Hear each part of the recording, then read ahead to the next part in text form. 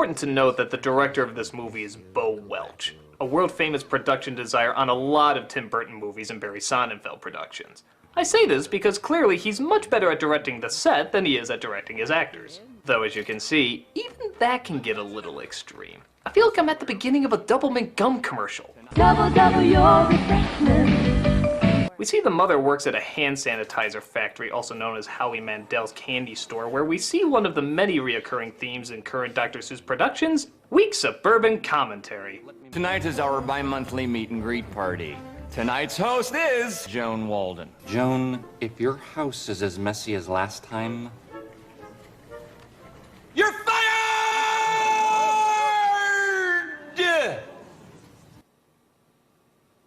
So what level of not caring are our actors at in this movie? Let's see, we've passed Dennis Hopper from Super Mario Brothers, past Russell Crowe from anything he's in, and we're right up to Jeremy Irons from Dungeons & Dragons. My kids will be on their best behavior. Great. We then see her two kids at home, played by Spencer Breslin and Dakota Fanning, who's best known for playing a strange-looking, lifeless puppet. Oh, and Coraline. They spend most of their time setting up their story arcs that will obviously be changed by our thankfully neutered protagonist. He's a messy troublemaker, she's a control freak, and neither of them put any emotion into their performances. This was all Sally's fault. I tried to tell him, Mom. Why don't you go upstairs? This is just as much my fault. I thought they always landed on their feet. I'll have to add this one to my list. This was my fault. Stephen Hawking's voice box emotes more than them. Why do I always have to do the opposite of what I'm supposed to? God, put some fucking emotion into it.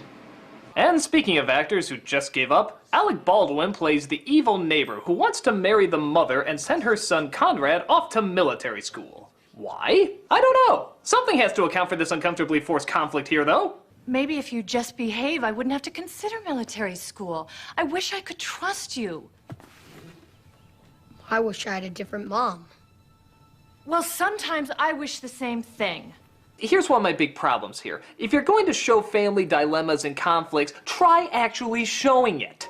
The kid and mother snapping at each other, if you can even call it that, it's so unemotional, seems needlessly mean and unjustified. There's little to no build-up to such harshness being delivered from both of them. The one in the book is fine, as well as unique. Sometimes a little rule breaking is okay as long as it never goes too far. That's a rare message for kids, and Seuss delivered it in a balanced way because the kids were normal kids. Here, the boy is already out of control and the girl is the other extreme. So the message is already getting confused. Polar Express kept the message focused with a longer running time. Mary Poppins kept the message focused with a longer running time. Why couldn't this? It's just about that time, isn't it? After a pretty shockingly offensive stereotype comes to babysit, they start watching TV. Taiwanese parliament. You tell them, Guai no more big government. Okay, movie, that was like 5 racist jokes at a time. We're losing track about what qualities we're supposed to not like about them. As she falls asleep, we finally get the appearance of our geisha covered in pubes, Mike Myers. That could have gone better. Now, for those who don't remember, there was a time when Mike Myers ruled the fucking world. He was a hit on Saturday Night Live, grew a cult following with Austin Powers, resulting in a monster hit with its sequel, landed another big hit with Shrek, killed as a host of the MTV Movie Awards, and I'm just gonna say it, he may not have been that funny. Or at least not as funny as we built him up to be. He had some good characters, he had some good bits, and he seemed to have a likable personality. But after a while, people started to catch on to the repetition of his humor, that, without proper support, couldn't keep everybody laughing for very long. And nowhere is that more painfully spotlighted than in this flick. Look at this scene where he has to keep you entertained for a good solid minute just on his own. Why, I'm the cat in the hat! There's no doubt about that. I'm a super fundiferous feline who's here to make sure that you're... me-line, key-line, turpentine. I got nothing. I'm not so good with the rhyming. Not really. No. Yeah, the Cat in the Hat, the most famous Dr. Seuss character of all time, is not good at rhyming. Starting to see what I'm talking about? His shtick seems to be acknowledging that what he's saying isn't funny, which at first is funny. But then you realize constantly acknowledging what he's saying isn't funny suddenly results in thinking what he's saying isn't funny. Where did you come from? My place, what do you think? On top of that, he doesn't really have much of a character. I mean, I guess it's trying to be Bugs Bunny-ish, but he never really seems to care about what his motivation is or how to carry it out. He just seems more concerned about making bad jokes and winking to the camera than he does actually interacting with the kids. Half the time, he doesn't even look them in the face. Having him laugh again and again does not give him an identity. I mean, he's not as good as... He's not as good as Jim Carrey in The Grinch. It doesn't mean it was good, but Carrey had a clear character, an eccentric grump, and his face was expressive enough to work its way through all that makeup. Myers seems to have two expressions, pedo smile and happy I shit my pants. On top of that, Carrey had enough energy to become one with the costume. He could work with it to show how fully animated his body could be. With Myers, it always looks like he's restrained by it, like he's fighting against it. Every time he's done with a take, it looks like he's gonna pass out on Dakota Fanning. Even the costume just looks like a cheap cutout you stick your face into, except it's being worn by one of the Wayans brothers from White Chicks. I don't necessarily blame Myers for this, it's just, it wasn't the right casting. And to be fair, how could anyone make a joke like this in a Dr. Seuss movie work? Humana, humana, humana, humana. Who is this? Oh. That's my mom. Awkward. Yeah. Seuss got popular because he wrote what he wanted to see, not what focus groups want to see. Have you ever considered the possibility that maybe people don't know what's best for them? And by continually giving them the same crap, they'll never know what's different, so they'll just keep asking for the same crap?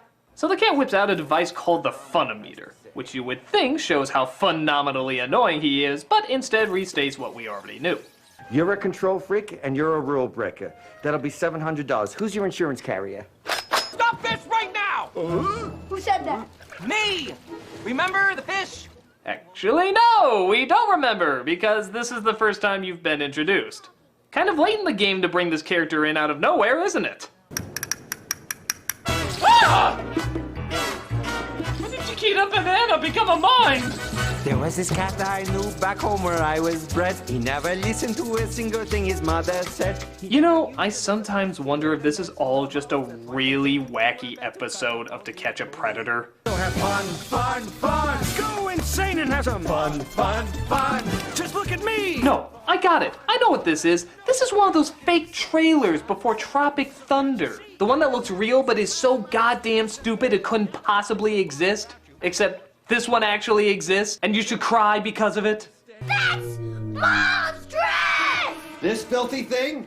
She was gonna wear that tonight and you ruined it. Honey, it was ruined when she bought it. Yeah. You know, whenever I have too much hope, I'll just remember to play that scene to remind me that all is lost. All is lost. These things will not bite you. They want to have fun.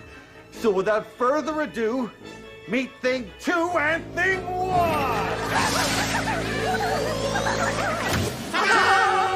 When did Marge Simpson mutate with Alfred E. Newman? Those are hideous! What makes something cute in a drawing doesn't necessarily make it cute in real life. In drawing, you can get away with leaving certain things out, like upper lips per se. They would look like wrinkles if you put them in a drawing, but in real life, it looks fucking scary. The reason Cindy Lou was the only cute character in The Grinch was because she was the only one who was allowed to have an upper lip. Everyone else looks like a demon-possessed hungry hippo. And these two look like the Shining Girls that Bozo the Clown gave them Jaeger bombs. Don't touch him!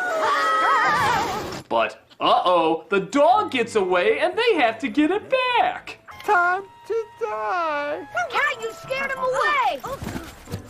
Dirty hoe!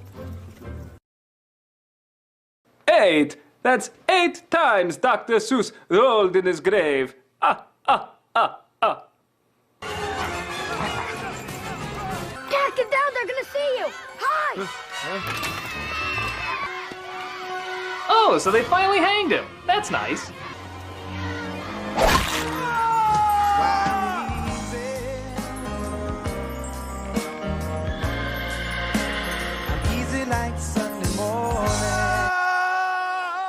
Baldwin chases after them, but they escape through a kiosk where a party is going on. Yeah, but that's never explained. In fact, it's forgotten just as quickly as it's discovered, and they make their way back home. Here she is, the super luxurious, omnidirectional whatchamajigger. S-L-O-W? Yeah, slow. It's better than the last name we had. Super hydraulic, instantaneous transporter. Oh, you mean... No! Quick to the slow! 9! That's 9 times Dr. Seuss rolled in his grave. Ah, ah, ah, ah. Only to discover that the cat's magic box has been left open and is spreading chaos everywhere.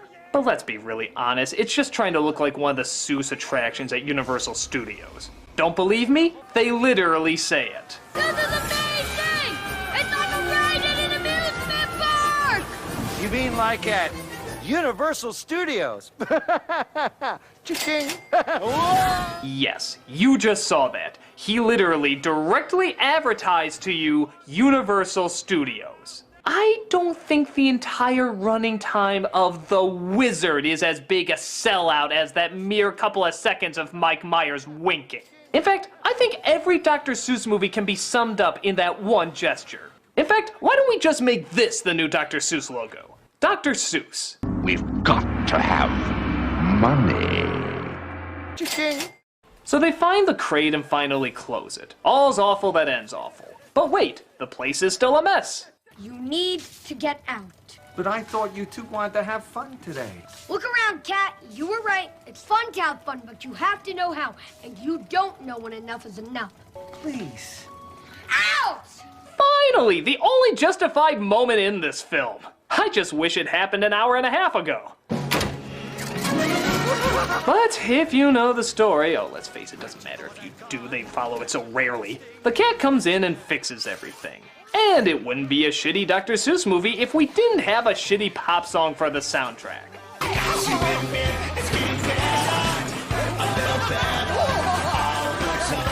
And you're not gonna believe it, but they literally reference that selling point too.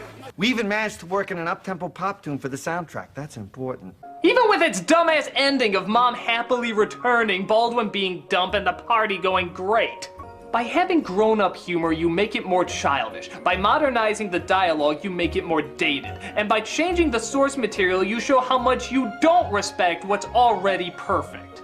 I'm not gonna act like everything Seuss wrote was a masterpiece, but when he got it right, he got it right. They don't need to be updated. They don't need to be fixed. They don't even really need to have movies made about them. But if you're going to do it, the very least you can do is understand the source material. They're not just simple kids' books. They're stories that we are continuing to read even today. They're stories that we remember years later, even when other stories fade from our memory. They're stories that help shape our childhoods through well-thought-out writing, imaginative drawings, and endearing morals. And the idea of this, shaping somebody's childhood, the fact that it even has the same name, just makes me sick to my stomach. Maybe these simple kids' books are far more adult than you give them credit for. Both children and adults will still be reading these simple kids' books, while pandering bullshit like this disappears out of people's consciousness, also for good reason. Good art doesn't come from focus groups and statistics in their own unique way.